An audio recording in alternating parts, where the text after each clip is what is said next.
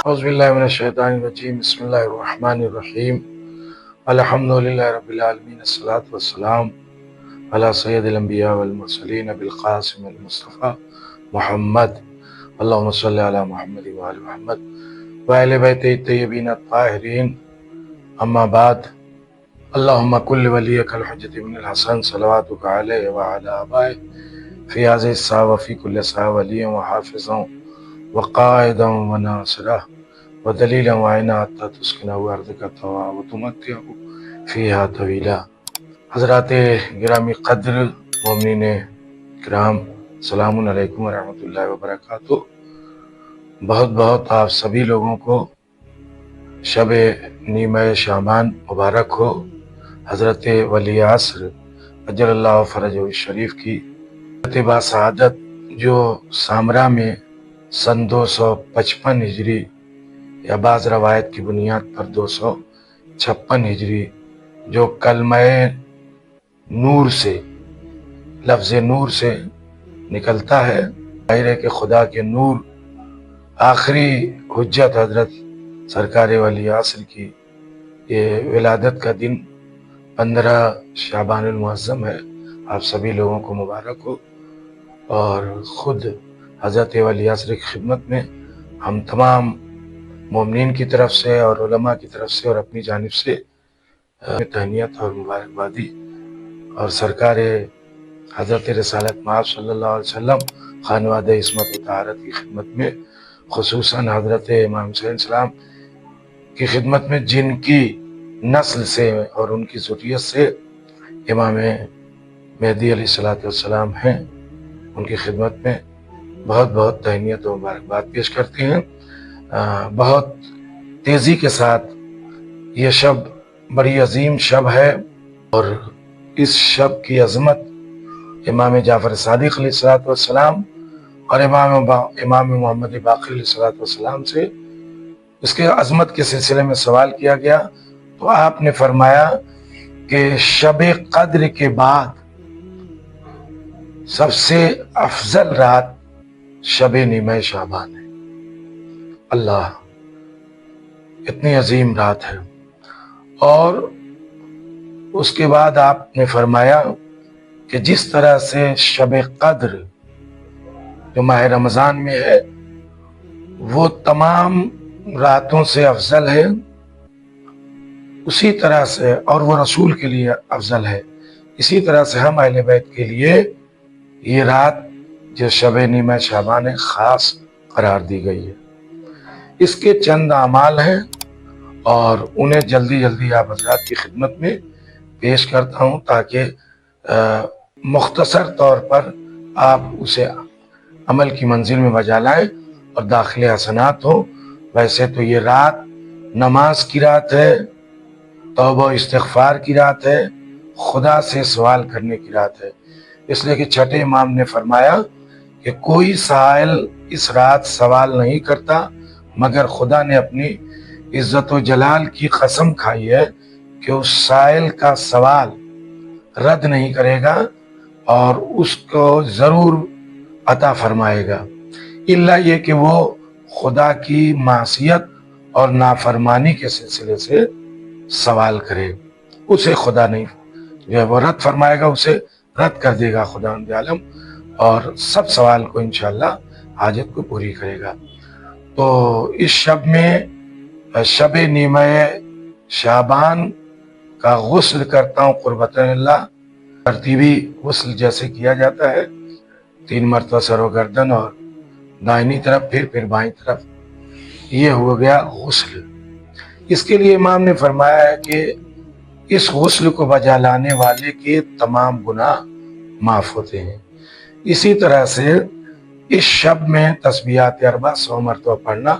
پچھلے 50 سال کے گناہوں کا کفارہ ہے۔ یعنی کیا تسبیحات 40 سبحان اللہ والحمدللہ ولا الہ الا اللہ واللہ اکبر، ایک تسبیح پڑھے، یہ پڑھنا 50 سال کے گناہوں کا کفارہ ہے، کم سے کم یہ بھی ہو سکتا ہے۔ اس کے علاوہ نماز عشاء کے بعد 2 رکعت نماز ہے اسی شب میں، فوراً نماز عشاء کے بعد، مثلا آدمی نظر و نیاز میں اگر ہے تو کچھ دیر کے بعد بھی پڑھ سکتا ہے، نماز نیمہ شعبان پڑھتا ہوں 2 رکعت قربتاً اللہ. نماز کی نیت یہ کر کے سورہ الحمد کے بعد پہلی رکعت میں سورہ کافرون اور دوسری رکعت میں سورہ الحمد کے بعد سورہ توحید یعنی سورہ قل ہو اللہ. اور صبح کی نماز کی طرح سے یہ نماز سادے میں ہے، اس کے بعد دعا وغیرہ ہے. اسی طرح سے 4 رکعت اور نماز ہے، یہ بھی پڑھی جا سکتی ہے، کوئی مشکل نہیں ہے. سورہ الحمد 2 رکعت کر کے پڑھے گا اور 4 رکعت یہ نماز ہے. نمازیں نیمہ شب قدر پڑھتا ہوں 4 رکعت قربتاً اللہ، 2 رکعت کر کے تشہد و سلام کے ساتھ پڑھے. ہر رکعت میں الحمد کے بعد 100 مرتبہ قل ہو اللہ ہے. تو یہ بھی نماز تھوڑا مشکل اور وہ ہے، لیکن کوئی بہت زیادہ مشکل نہیں ہے. یہ دو نماز کم سے کم پڑھ لیں اس شب میں. اور اسی طرح سے جیسے توبہ استغفار کے لیے میں نے بتایا کہ بہت کثرت سے روایت وارد ہوئی ہے، تو کم سے کم 70 مرتبہ کہے استغفر اللہ استغفر اللہ واسألہ التوبہ، استغفر اللہ واسألہ التوبہ. اور اسی طرح سے ایک بار کم سے کم کہے استغفر اللہ الذی لا الہ الا هو الرحمن الرحیم الحی القیوم واتوب الیہ. اور اس کے ساتھ ساتھ جو ہے وہ 3 مرتبہ اس شب میں سورہ یاسین کا پڑھنا بہت تاکید ہے. ایک مرتبہ انسان طول عمر کی نیت سے پڑھے، پھر دوسری مرتبہ وسعت رزق کی نیت سے پڑھے،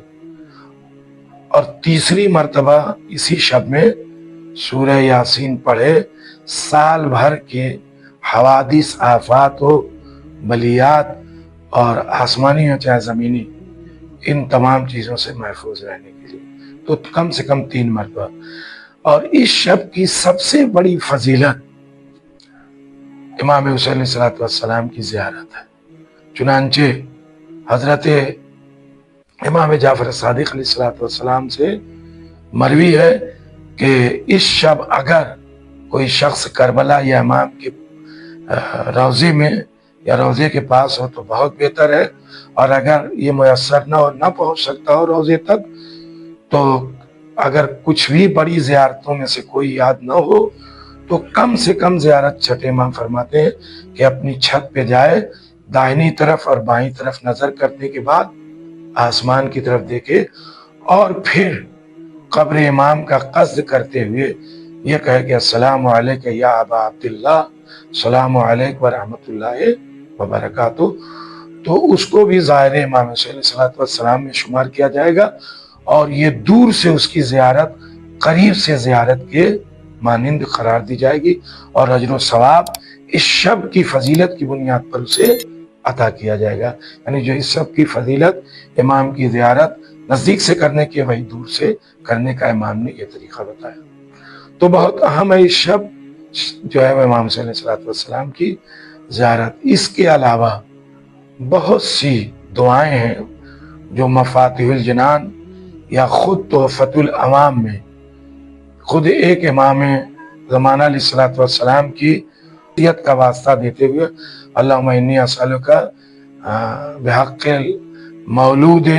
فی ہذہ لیلتنا، یہ اس طرح سے فقرے ہیں، اور اس دعا کو پڑھے. اور اسی طرح سے اور بھی دیگر دعائیں ہیں. یہ ساری چیزیں پڑھنا اور رات بھر جاگنا، شب بیداری کرنا، یہ اس شب بہت اہمیت رکھتا ہے اور گناہان صغیرہ و کبیرہ کی مغفرت کا ذریعہ ہے. چنانچہ امام زین العابدین صاحب سے مروی ہے، روایت کی گئی ہے کہ جو اس شب کو بیداری میں گزارے اس شخص کا دل اس دن مردہ نہیں ہوگا، یعنی قیامت کے دن جس دن دل مردہ ہو جاتے ہیں. تو شب میں جاگنا، بیدار رہنا، شب کا احیاء کرنا، یہ بھی بہت اہمیت ہے. اور صبح کو امام علیہ السلام کی بارگاہ میں عریضے کے لیے جانا یا بھیجنا، یہ بھی بہت اہمیت کا حامل ہے اور امام سے تعلقات کا کاشف ہے. لہذا یہ تمام چیزیں جو میں نے سمیٹ کر مختصر بتائی ہیں: غسل کرنا، زیارت بجا لانا، نماز پڑھنا، استغفار کرنا، اور اس کے ساتھ ساتھ تسبیحات اربع پڑھنا، اور سورہ یاسین پڑھنا، اور والدین کے لیے، اور ساتھ ساتھ اگر موقع رہے پڑھنے کا یا پڑھا لکھا آدمی ہے تو کم سے کم دعائے کمیل اس رات میں پڑھے، نماز جعفر طیار جس کا جو ہے طریقہ جو ہے وہ تعقیبات روز جمعہ میں تفصیل سے لکھا ہوا ہے، اور آج کل گوگل کا زمانہ ہے، نیٹ کا زمانہ ہے، ہندی میں، انگریزی میں، کسی بھی زبان میں نماز جعفر طیار کو یعنی اس کا طریقہ نکالے اور پڑھ لے۔ تو نماز جعفر طیار پڑھنا اور دعائے کمیل پڑھنا، انشاءاللہ اسے آپ انجام دیجئے، اور ایک دوسرے مومنین کے لیے دعا کیجئے، خصوصیت کے ساتھ جمہوریہ اسلامیہ ایران رہبر معظم کی سلامتی کے لیے، مراجع کرام کی سلامتی کے لیے، تمام مومنین کی جان مال عزت آبرو کی سلامتی کے لیے دعا کریے، اور سب کے حق میں دعا کرنا خود آپ کی دعا اور حاجت کی قبول ہونے کا انشاءاللہ بہت عظیم رات ہے۔ پھر آپ کی خدمت میں امام زمانہ کی ولادت کی مبارکباد پیش کرتے ہوئے التماس کرتا ہوں کہ ہم سب کے لیے دعا فرمائیں۔ خداوند عالم آپ سب کی توفیقات میں اور تمام کے رزق میں برکت عنایت فرمائے، صحت و عافیت عنایت فرمائے۔ وآخر دعوانا الحمدللہ رب العالمین، صلی اللہ